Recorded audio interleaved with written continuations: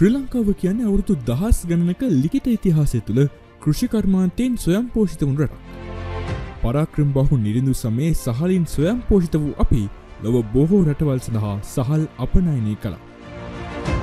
1815 ඉඳන් ඉංග්‍රීසින්ගේ පාලන සමයේදී පවා මෙරට තේ සහ කුළුබඩු සඳහා විශාල ඉල්ලුමක් තිබුණා. එදා මෙන්ම අදත් මෙරට තේ සහ කුළුබඩු සඳහා ලොව ඉහළ ආකර්ෂණයක් තිබෙනවා. මෙවන විට ලෝකයේ වටිනාකමෙන් දෙවැනි තැන ගන්නා වැනිලා ශ්‍රී ලංකාවේ පරිසර තත්ත්වයන් යටතේදී ඉතා හොඳින් වගා කරන්නට පුළුවන්. ලොව ආහාර සුරක්ෂිත භාවය අගය කරන ඒ සඳහා කටයුතු කරන වැනිලා ලංකා ප්‍රයිවට් ලිමිටඩ් ආයතනය ස්වභාවික වැනිලා අපනයනය කිරීමට තීරණය කළේ අපගේ දේශයේ ගොවීන්ගෙන් ඉතා ගුණාත්මක වැනිලා ලබා ගැනීමට හැකියාව ඇති බැවින්. එමෙන්ම වැනිලා වගා කරන්නන්ගේ සංගමය අප සමග ඉතා සමීපව කටයුතු කරන බැවින් මෙවන විටත් දිවයිනේ විවිධ ප්‍රදේශවල වැනිලා වගා කිරීමේ සමිති 91ක් පමණ මූලික කරගෙන වැනිලා වගාව ව්‍යාප්ත කරමින් පවතිනවා.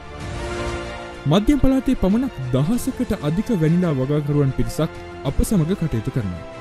එම ගොවීන් සඳහා වැනිලා වගාව ගුණාත්මකව ප්‍රවර්ධනය කිරීමේ පුහුණු වැඩසටහන් මෙන්ම දිරිගැන්වීමේ වැඩසටහන්ද ඔවුන්ට ලබා දෙනවා.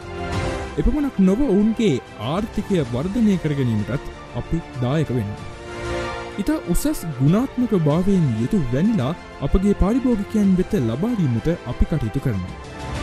එහි ප්‍රතිඵලයක් විදිහට ලෝකෙ පුරා විවිධ රටවල පාරිභෝගිකයින් අප කෙරෙහි ඉතා විශ්වාසයෙන් යුතුව ගනුදෙනු සිදු කරමින් පවතිනවා. ඉදිරියේදී අප ආයතනයේ වැනිලා වගාව සම්බන්ධයෙන් මෙන්ම අනෙකුත් දේශීය භෝග පිළිබඳව තොරතුරු ලබා දීමට කටයුතු කරන්නට බලාපොරොත්තු වෙන පසු වෙනවා.